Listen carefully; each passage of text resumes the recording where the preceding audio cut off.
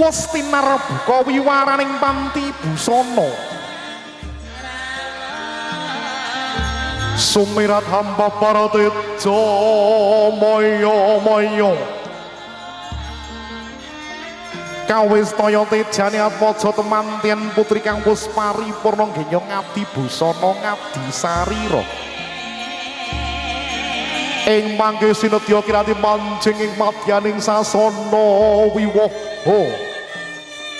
ya madyaning sasana rinengga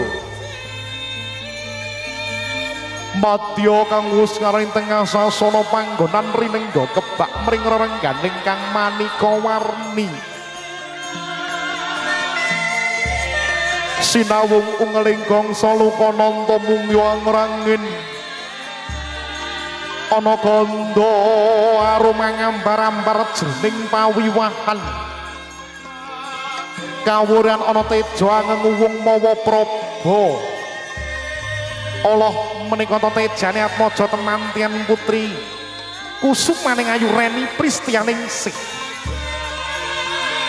kang wis paripurna nggenya ngabdi busana ngabdi sarira ing mangke sinedya kanthi manjing ing madyaning sasana wiwaha sampaing busana temanten kang wis ngabdi kaunggulaning busana busana kang emba busananing prameswari nata abyor mobyor pating galebyar pating karlap katempo ing pandampuring tu angrenggani kalamonto tinon saking mandrawa candrane kadya kilat ingkang asesiring wawaking pranaja sing sekepateting ageman yayang pindhane cengkir gading kang beningit kalamonto kinana ing waradya kadya jebol-jebol mekak madya kang minangka situ bandaning salira katalika samnega nganti gandhek sang kembaran ya patah kembar ya putri kembar kang kembar busarane kembar pasuryan lamun cinandra pindhane jambe kang sinigar patah sang kembaran senadyanto dumadi saking lare kang makse timur parandene sampun prigel gandes aluwes awit saking buntasing karya ingkang hanawung kridana inggih kahisa wedding organizer milotan mantra kadya wus akhir dewasa kadewasane nemahan atmaja temanten putri kang harsa mandring pribadi wineng kumarang garwa hanggebyur bebrayan agung kasuwunan dipangestu dumateng para kang siniwaka ing pargan pansah hayom tentrem apa kang jinangka bisa tumeka apa kang kaedi bisa dumadi apa kang kagayuh bakal jumbuh katalika samana Bapa Purnama Ibu Supatmi sigra nyaraya Dumas Manggala mundi wujuding Sekar Mayang samenggang datanana kang karempit jejiban kang luhur kang wis sinandhang noninggih pundi kembar mayang kembar kang wis ngarani padha mayang sesekaran alire putra mantulan putranipun piyambak boten kabenten-bentenaken yayah kawengkuh padha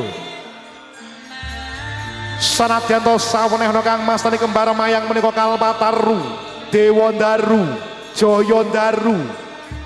ya Sekar Kusuma Asmara ya Sekar Manca Warna hanut sataning adat Widi Widana Wisudan ingkang maksih lumampah wonten ing wewengkon Jomblang Sidorejo kembar mayang kinarya syarat sarana jemu ing temanten sarimbit hestining driya apa ta dumadining kembar mayang kembar mayang dumadi saking Depok swasa gedang Mas Pupus Cinde Parijata Kencana handong kang tansah sumondong nenuwunaken nugrahaning Gusti kang murbeng dumadi wis kapundi wujuding Sekar Mayang ya Kalpataru Dewandaru Jayandaru ing mangke kinarya syarat sarot jemuk ing temanten sarimbit satriya pangapit pagrayu pager bagus kepareng mandap saking Siti Hinggil tumuju madyaning sasana pangrantu ong rantu praptanyang ing garwa ngranturipun kang kadang besan sutra saing mangke mugi sinigek unggaling gongso lokananta ejih sageng perengkeh para pepundhen para tamu minulya mijling temanten putri kang pinastan sekaring kedaton ya mustikaning pawiwahan diah kusumaning ayu reni pristianing sih sampun kepareng paripurna ejih